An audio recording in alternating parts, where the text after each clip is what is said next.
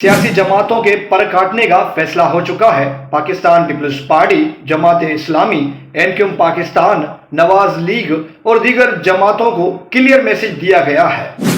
गैर कानूनी तौर मुकीम अफगानी, बंगाली, बिहारी, हिंदुस्तानी जो कि कराची समेत पूरे सिंध में गैर कानूनी तौर पर मुकीम हैं, उनके खिलाफ बड़ा एक्शन प्लान किया गया है। जाहिर है बर्मी, बंगाली और अफगानियों को पाकिस्तान पीपल्स पार्टी की हिमायत रही है। माजी में लाखों गैर कानूनी मुकीमों को कराची में आबाद करवाने में भी पाकिस्तान पीपल्स पार्टी का बड़ा किरदार रहा है। एनक्यूएम पाकिस्तान, जमात इस्लामी और दीगर जमातों का भी यही हाल रहा है। लेकिन अब जो फैसला हुआ है, अगर उस पर अमल दरामद होता है तो फिर सियासी पार्टियों पर झाड़ू फिर जाएगा। सिंध की निगरान हुकूमत ने सियासी जमातों को आज वाज़ेह पैगाम दिया है।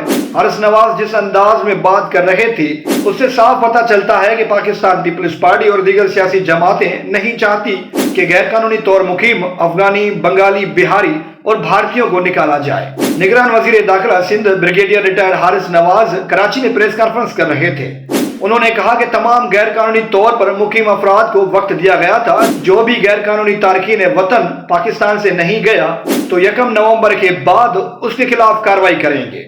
हारिस नवाज कह रहे थे जो हवाई जहाज से जाना चाहते हैं उनके लिए भी इंतजाम कर रहे हैं। गैर मुल्की अफराद से मुत्तलिक उनके कौंसलेट से भी राब्ता किया है। जिनके पास डॉक्यूमेंट्स नहीं होंगे उनके खिलाफ कार्रवाई होगी। निगरान वजीर दाखिला ने कहा कि हमें पहले अपने मुल्क के हालात ठीक करने हैं। सियासी जमातों को भी सोचना चाहिए। सियासी जमातें इस मामले पर सियासत ना करें। अगर सियासी जमातें इस मामले पर रुकावट बनेगी तो ये पाकिस्तान के साथ जंग तस्वर होगी।